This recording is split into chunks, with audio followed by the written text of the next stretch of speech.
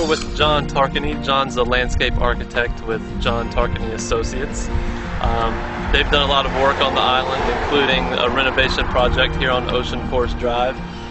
It's an area where there is some variability with the soil being here along the marsh edge and the pond edge, and John's going to talk a little bit about the project here and what they've done to increase habitat and make things more sustainable.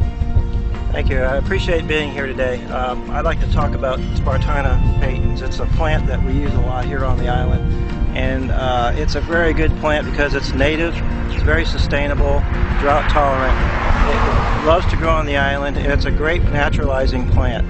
The interesting thing about the plant, it's a cousin to the spartina aquafolia, which is the marsh grass you see, but it can adapt to upland conditions, so it's great for edges where you transition from high and dry areas to the marsh. In this case, on Ocean Course Parkway, we used it because we were converting over from a lawn area and wanted to create a more native, natural ground cover.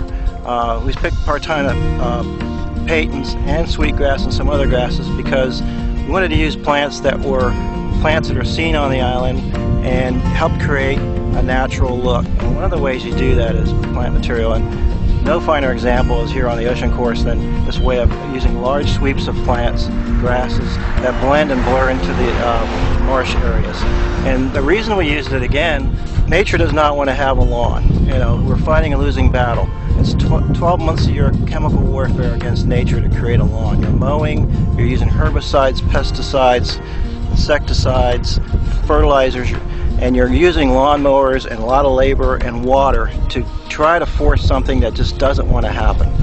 So we said, let's start over and create an environment where we're using native grasses. We're now not mowing, we're not using chemicals. Actually, the opposite of what's happening is the spartina patens acts as a filter to filter runoff into the marshes. The marshes are the first part of the food chain for marine life. It's where everything life begins, the food chain begins, and now we're not putting those chemicals on the lawns. They're not running off into the marsh.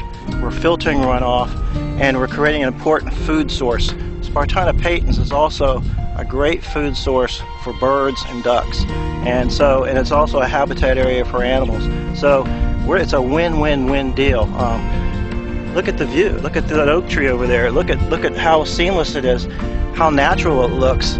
We didn't want it to be a plant that you would say, oh, that's a pretty little plant. It's not really. It's a really kind of plain Jane plant, but it's probably the most underappreciated plant in our ecosystem, and that's why we used it, and that's why we're proud to show off how well it's done. And one of the things you always worry about as a landscape architect is coming back 2 years later and seeing if it's still thriving and doing well, knowing that it's not going to need a lot of maintenance. Well, you can see it's doing very well.